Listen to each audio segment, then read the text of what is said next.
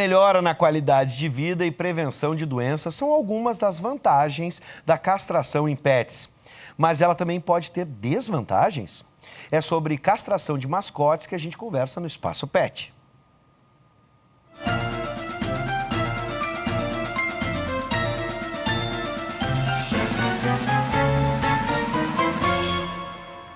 Com a gente, a professora de Medicina Veterinária da UBRA, doutora Karine Baja. Boa noite, seja bem-vinda. Boa noite, obrigada, Vilis. Bom, e você de casa já sabe, você pode participar mandando suas dúvidas pra gente aqui no Espaço Pet, pelo WhatsApp 995882374 e também participar da nossa campanha Adote um Amigo, que estimula a audiência a adotar animais em situação de abandono ou espera de um tutor. Mande seu vídeo do seu mascote para o e-mail que aparece na tela. Estão vendo aí? Pois é, tá? Vamos para o tema desta semana. Afinal de contas, doutora, por que é importante castrar os pets? E eu fiquei curioso, porque as vantagens, a gente sempre falou aqui das vantagens da castração, mas existe alguma desvantagem? Bom, é bastante importante, né? O principal seria o controle populacional. A principal maneira de se ter um controle populacional mais indicada hoje por todos os países é a castração. A ovariosterectomia em fêmeas e a castração, a orquiectomia em machos, né? E em relação às desvantagens, é difícil falar em desvantagem, a gente pode falar dos cuidados que têm que ser tidos. Né? Desvantagens são muito poucos, poucos artigos publicam algumas coisas que ao longo do tempo acabou caindo por terra, que realmente não trazem as desvantagens. A desvantagem que a gente mais vê é a questão da obesidade, né? Principalmente as fêmeas, os machos também, eles têm uma tendência de aumentar, às vezes até 25% do peso corporal, mas isso pode ser controlado de uma maneira fácil, através de alimentação e exercícios. Então, tem como se evitar. Fora isso, é mais cuidado, sempre ser feito por um profissional capacitado, né? A questão de ser feito sob anestesia, então um profissional capacitado vai ter uma equipe para realização, ou seja, vai ter um anestesista para acompanhar, porque existem riscos cirúrgicos como qualquer outra cirurgia. Então, o animal ele deve passar por uma avaliação de um veterinário para ver se ele está capacitado para passar por essa cirurgia.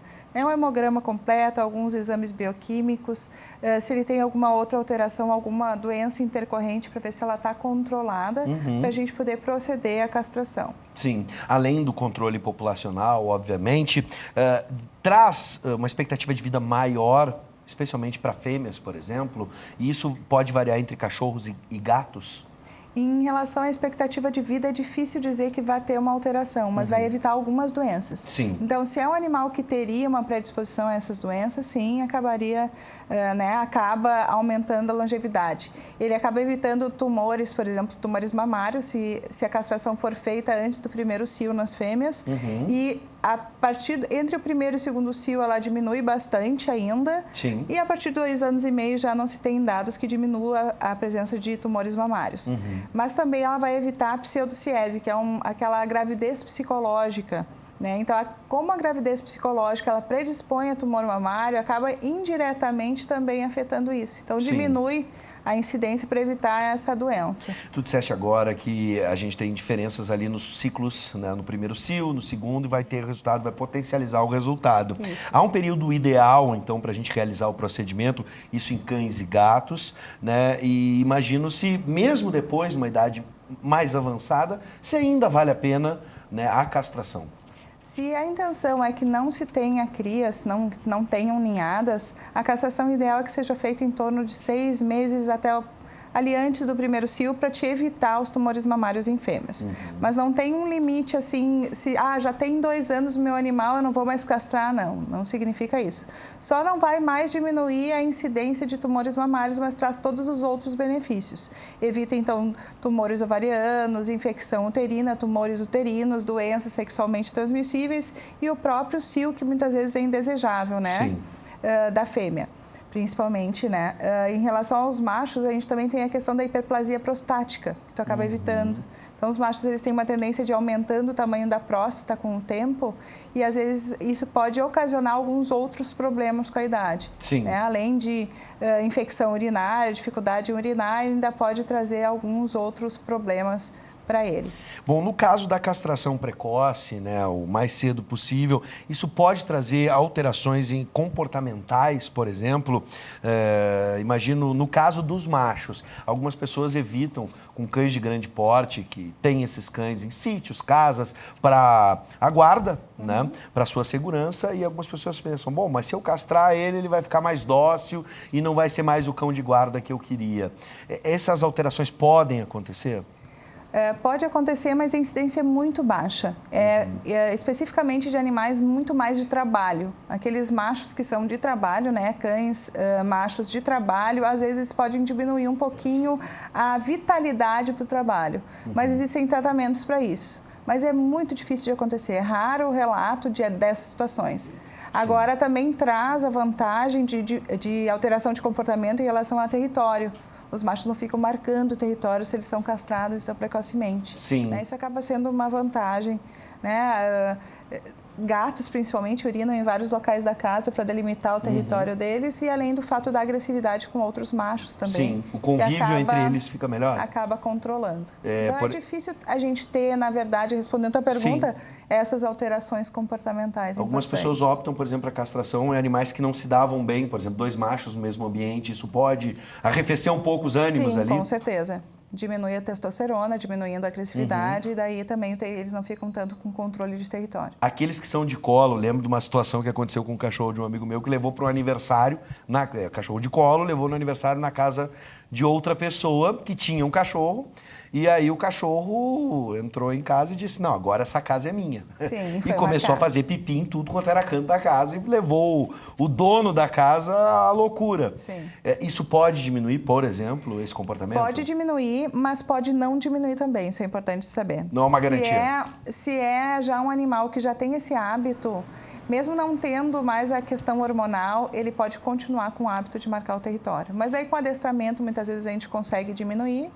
E quando é um filhote que mesmo que não tenha tido ainda, né, o componente hormonal, mas se ele vê os outros fazendo, ele acaba imitando algumas vezes. Sim. No mercado há as chamadas vacinas anti-cio, né? Como elas funcionam, mas a gente já falou várias vezes aqui no programa, mas vamos repetir. Elas não são as mais indicadas, né? Há um risco com essas vacinas anticoncepcionais, digamos assim? Sim, eles são hormônios, na verdade, né? São hormônios sexuais. Eles acabam controlando porque eles inibem a função ovariana, mas o que acontece é que tem um período específico que tu pode dar. Então, até mesmo para um veterinário, muitas vezes é difícil saber exatamente em que fase do ciclo reprodutivo que está o animal. Então, tu pode dar de maneira errada. Isso vai te predispor a vários problemas, tumores mamários, por exemplo, prenhez indesejada, que tu, com o uso, e com isso pode levar a abortos, malformações de fetos. Então, é bastante arriscado. Mas o mais comum é a infecção uterina. Sim. Infecção uterina após a utilização dessas medicações. Bom, então, se você tem uma fêmea em casa e está se incomodando com o cio, é melhor usar a fraldinha, então. Sim, usar a fraldinha vai castrar. Durante o cio, espera passar o cio, isso é importante. A castração durante o cio, ela aumenta o risco de hemorragias. Espera passar o cio e pensa numa possível castração que seria o ideal para controlar. Bom, essa informação é importante. Então, se entrou no cio, deixa passar. Espera passar o cio para fazer a castração.